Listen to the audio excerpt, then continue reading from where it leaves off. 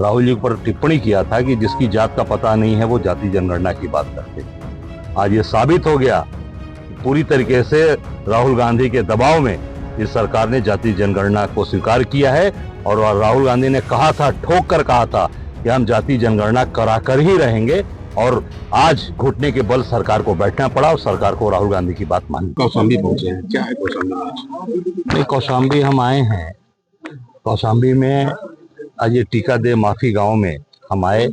यहाँ पर 5 लोगों की बहुत ही दुखद मृत्यु हुई है और मिट्टी के जो ढुआ था, मिट्टी का जो पहाड़ था उसके दब गई है 5 लोगों। बहुत असमय इनकी मृत्यु हुई है। बच्चे हैं, जवान महिलाएं हैं, जब इसमें माताएं भी हैं। बहुत ही दुखद है।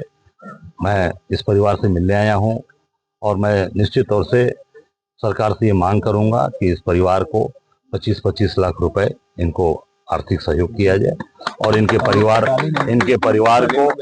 परिवार को पूरी तरीके से एक नौकरी मिले और 25-25 लाख रुपए इनके परिवार को दी जाए।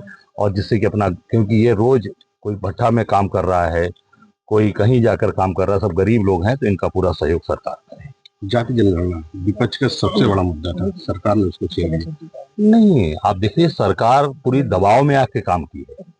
आपको याद होगा कि इसी पार्लियामेंट के अंदर एक भाजपा के सांसद ने क्या टिप्पणी किया था राहुल जी पर। कहा था ना, अनुराग ठाकुर जी ने कहा था ना, राहुल जी पर टिप्पणी किया था कि जिसकी जात का पता नहीं है वो जाति जनगणना की बात करते।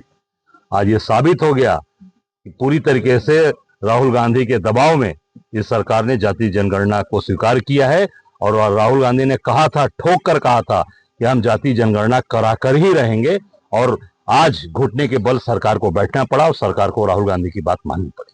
पहलगाम हमले को सरकार कह रही, विपक्ष राजनीति कर रही है। नहीं, पहलगाम में तो हम सब लोग उस परिवार के साथ खड़े हैं।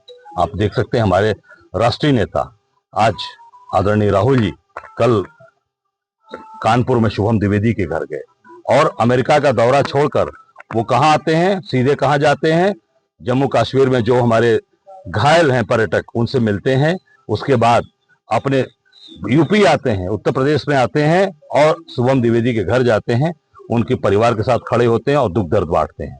बाकी भाजपा के लोगों का आप देख लीजिए, कहीं भी प्रधानमंत्री जी गए, न जम्मू कश्मीर में घायलों को देखने गए और न किसी भी शहीद हुए 28 में कोई भी शहीद, जितने भी 28 लोग शहीद हुए, किसी के परिवार में मिलने प्रधानमंत्री जी नहीं गए। उनके पास फुर्सत नहीं है।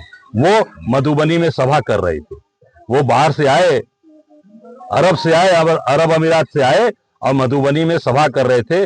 वहां बैठकर बिहार का चुनाव लड़ रहे थे और किसी के दुख तकलीफ में किसी के दरवाजे पर नहीं गए, न किसी के मृतक के घर, किसी शहीद के घर गए, न अस्पताल में कुछ छेम जानने गए। और निश्चित तौर से कांग्रेस पार्टी के नेता लगातार दुख की घड़ी में, आप देख सकते हैं, राहुल गांधी जी जम्मू कश्मीर में गए, कल शुभम द्विवेदी के घर आए, उस परिवार के साथ खड़े हैं और निश्चित तौर से उस परिवार को पूरी तरीके से हम शहीद के लिए मांग करते हैं कि शहीद का दर्जा दिया जाए। और अब मैं रात को वहीं था, फिर मैं निकल के आज कौशाम्बी में, देखिए जो 5 ये गरीब आज बेचारे जो स्वर्ग से धार गए, उनके परिवार में कांग्रेस पार्टी खड़ी है। तो कांग्रेस का सिपाही हर लोगों के दुख की घड़ी में उनके परिवार के साथ खड़ा रहता है। प्रधानमंत्री ने कहा कि अब आतंकवाद को खत्म करना है, जिसकी जिम्मेदारी उन्होंने सेना को समझ दी कि सेना को आतंकवाद करने की। जनता ने जिम्मेदारी सेना को नहीं सौंपी है, जनता ने जिम्मेदारी प्रधानमंत्री को सौंपी है। प्रधानमंत्री को निर्णय लेना चाहिए। जैसा कल राहुल जी ने कहा कि इसको कोई भी, जिन लोगों ने आज ये आतंकवाद को बढ़ावा दिया है, जिन्होंने आतंकवादियों को पनाह दिया है, उसके खिलाफ कठोर से कठोर कार्रवाई करिए। जो भी आप निर्णय सरकार लेगी, पूरी कांग्रेस पार्टी, पूरा विपक्ष, CWC में तय हुआ हमारे कि पूरी तरीके से हम सरकार के साथ हैं, सरकार निर्णय ले, हम उसके साथ खड़े हैं। और राहुल जी ने कल इतना कहा कि हम कोई भी, कुछ भी सरकार निर्णय लेती है, कोई भी आज कोई भी पे करना पड़ेगा, हम उसके लिए तैयार हैं। सरकार निर्णय ले और कठोर से कठोरतम कार्रवाई करे, उनको अंजाम तक पहुंचावे।